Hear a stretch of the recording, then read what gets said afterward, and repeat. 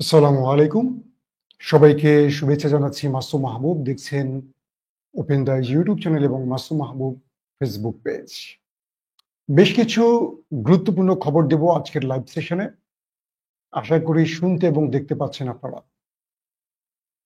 প্রথম যে খবরটি সেটি হলো দখলদার দেশটি ইরানের পর এবার টার্গেট করছে তুরস্ককে। যেভাবে ইরানের মধ্যে কয়েক ঘন্টায় পুরো লন্ডভন্ড করে ফেলেছিল দখলদার, এবার সেই বড় পরিকল্পনা নিয়ে তুরস্ককে তারা ধ্বংস করতে মাঠে নামছে।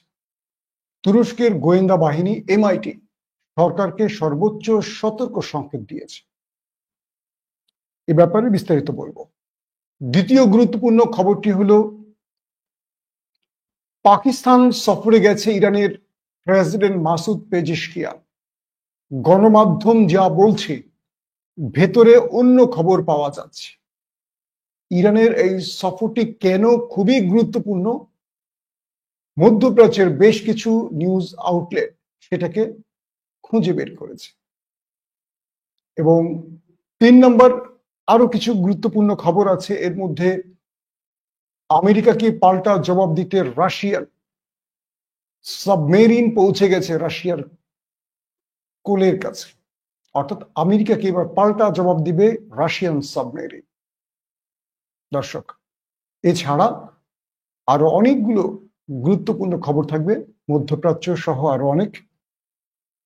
আমি চেষ্টা করব অল্প সময়ের মধ্যে জানাতে। পাশাপাশি ইমরান খানের জন্য আজকে হাই ভোল্টেজ কিছু খবর আছে। যারা ইমরান খানের দর্শক তারা শক্ত হয়ে বসেন, আপনাদের ইমরান খানের জন্য বেশ কিছু খবর দেব। আজকে থেকে আবার টানা ইমরান খানের খবর দিতে হবে, কারণটা পরে বলি। চলেন প্রথমেই আমরা রাশিয়ার খবরে চলে যাচ্ছি। আপনারা যারা কমেন্ট করছেন আমি দেখতে পাচ্ছি, কে কোথা থেকে সব লিখছেন আমি দেখতে পাচ্ছি।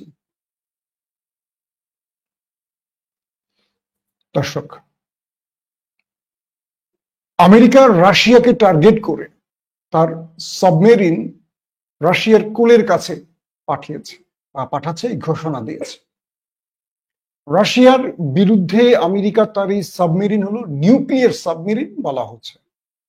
অর্থাৎ রাশিয়াকে 10 দিনে যে আলটিমেটাম দিয়েছিল সর্বশেষ ডোনাল্ড ট্রাম্প, রাশিয়া যখন সেই আলটিমেটাম অ্যাকসেপ্ট করেনি, উল্টো ইউক্রেনকে মোটামুটি তুলোধুনা করেছে, তখন ডোনাল্ড ট্রাম্প ক্ষেপে গিয়ে তার নিউক্লিয়ার পাঠিয়েছে যুক্তরাজ্যে এবং সাবমেরিন পাঠাচ্ছে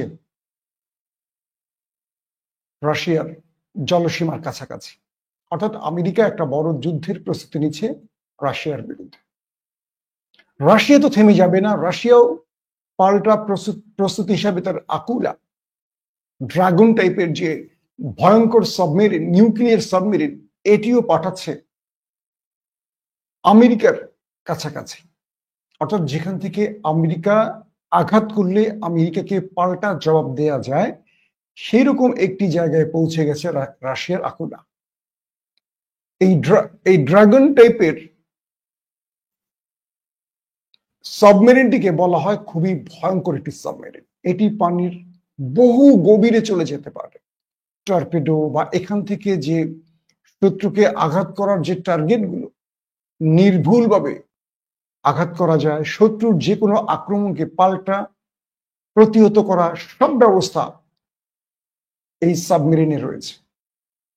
যখন আমেরিকা উত্তাপ ছড়াতে চায় তখন রাশিয়া পাল্টা উত্তাপ ছড়াতে চায়।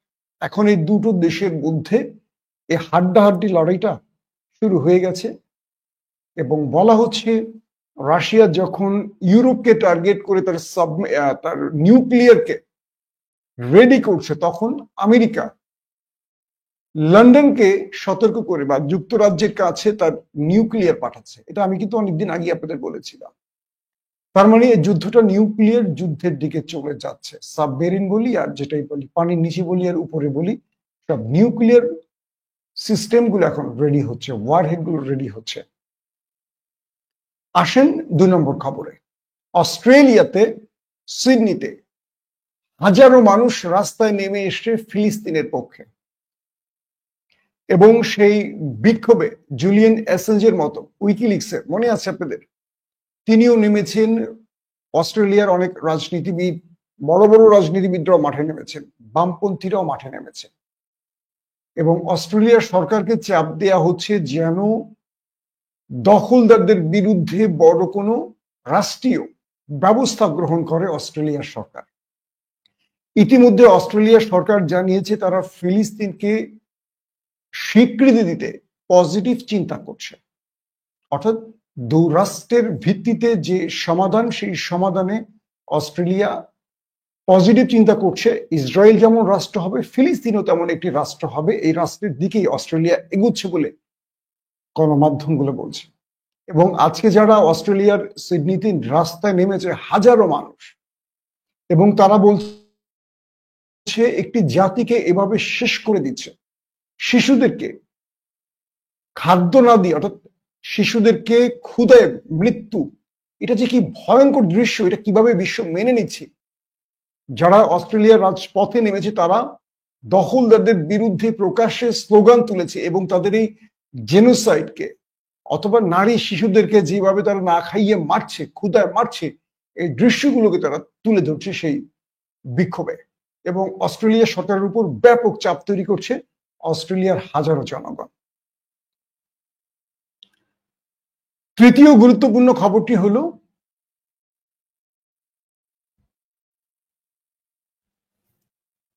মিস্টার নেতানিয়াহুর জন্য আরো বড় ধাক্কার একটা খবর আসছে।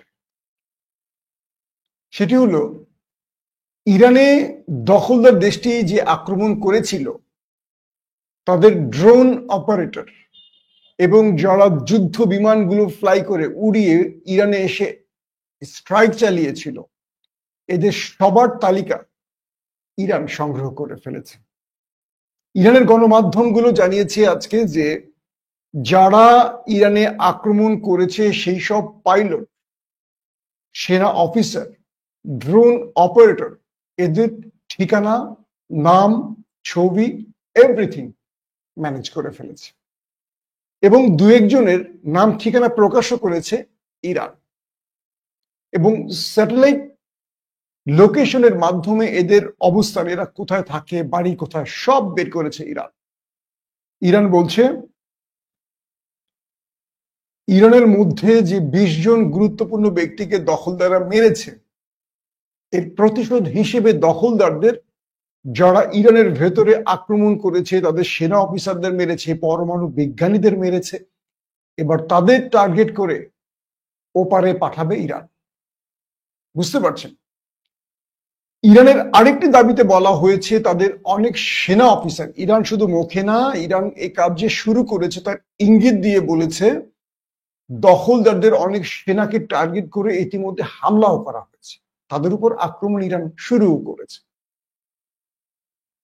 এবং বলছে যে এই পাইলটরা তার দেশের ভেতরে, দখলদার দেশের ভেতরে বা পৃথিবীর যে প্রান্তেই যাক, 24 ঘন্টা গোয়েন্দা নজরদারিতে তাদের রাখা হয়েছে, তাদের খুঁজে খুঁজে ওপারে পাঠাবে ইরান।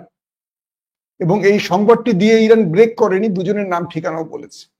তার মানে এর মধ্যে একজন নারী পাইলট, তার স্বামীর ঠিকানাও বলে দিয়েছে, তাদের বাসার লোকেশন পর্যন্ত ইরান বলে দিয়েছে, এবং বলছে যে আমরা এখন এদেরকে সেই জাহান্নামে পাঠানোর রাস্তা তৈরি করছি। অর্থাৎ দখলদার গণমাধ্যমগুলো তাদের টেলিভিশনে যাদের চেহারা ঝাপসা করে দেখাতো, মানে এইসব পাইলটদের যখন বক্তব্য দেখাতো যুদ্ধকালীন, চেহারা ঘোলা করে দিত, কিন্তু ইরান তার গোয়েন্দা তৎপরতার মাধ্যমে এদের সবার ঠিকানা ম্যানেজ করে ফেলেছে, ছবি ম্যানেজ করেছে, কে কোন র্যাঙ্কে আছে সব ম্যানেজ করেছে, কে কোথায় থাকে সেটাও বের করেছে, এবং ইরান দখলদার দেশের ভেতরে থাকা ইরানি এজেন্টরা এদেরকে 24 ঘন্টার নজরদারিতে রাখছে। ইতিমধ্যে দখলদার দেশের ভেতরে দখলদার সেনাদের উপর অ্যাটাকও হয়েছে বেশ কয়েকটি, ইরান বলছে। তার মানে তাদের ঘুম ইতিমধ্যে হারাম করে দিয়েছে ইরান। এতদিন আমরা যে বিষয়টি বুঝতাম যে ইরানের মধ্যে মোসাদ এজেন্টরা অ্যাটাক করবে বা অ্যাটাক করছে বা যেটাই, এবং ইরান তাদের ধরপাকড় শুরু করেছে, অনেক মোসাদ এজেন্টকে ধরে ফেলেছে ইরানের মধ্যে। বলা হচ্ছে এখনো বহু এজেন্ট রয়েছে ইরানের মধ্যে।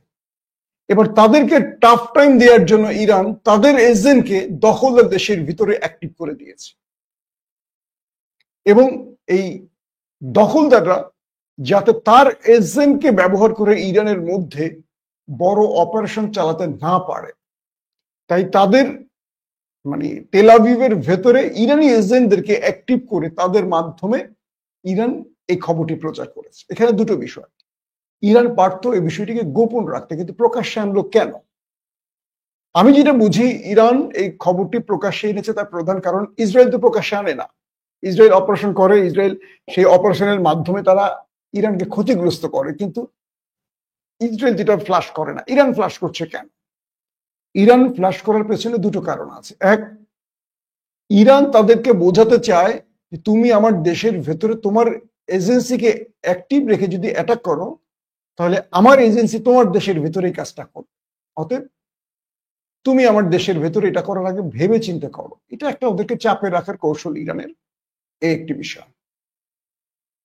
তারপরের গুরুত্বপূর্ণ খবরটিকে, আজকে কিন্তু বুমবাস্টিং অনেকগুলো খবর দিব আপনাদের।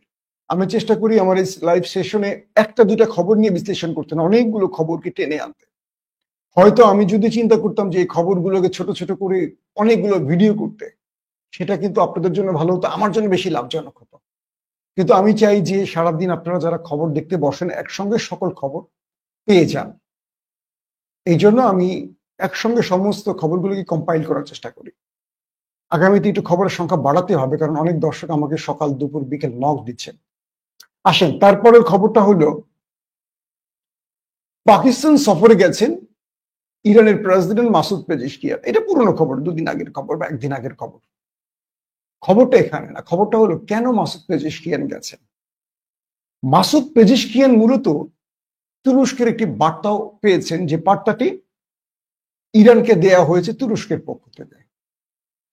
এবং মাসুদ পেজিশকিয়ানকে ইরানে এই মুহূর্তে পাঠানোর প্রধান কারণ হলো, চীন, ইরান, পাকিস্তান, তুরস্ক এই বলয়ে তারা একটা নিজেরা বাণিজ্যিক হাব তৈরি করবে এবং সামরিক একটি হাব তৈরি করবে।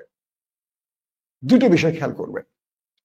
দখলদাররা ইরানে আক্রমণের পর ইরান তার গোয়েন্দা নেটওয়ার্ককে তুরস্কের সাথে খুব ভালো সম্পৃক্ত করেছে। তুরস্ক ইরানকে পর্যাপ্ত গোয়েন্দা তথ্য দিয়েছে। বিষয়টা খেয়াল করবেন। আমাদের ইরানের এক পেশে কিছু সাংবাদিক আছে, এই কথাগুলো ওরা বলে না।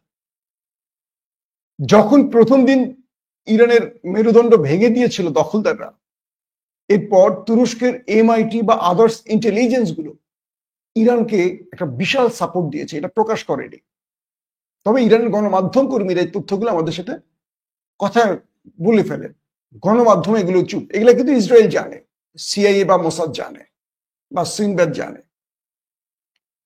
পরবর্তী ইরান যে প্রকার রিটালিয়েট করেছে বা দখলদার দেশে তাণ্ডব চালিয়েছে, এর মধ্যে ইরানকে সবচেয়ে বেশি সাপোর্ট দিয়েছে চীন, দ্বিতীয় স্তরে রয়েছে তুরস্ক।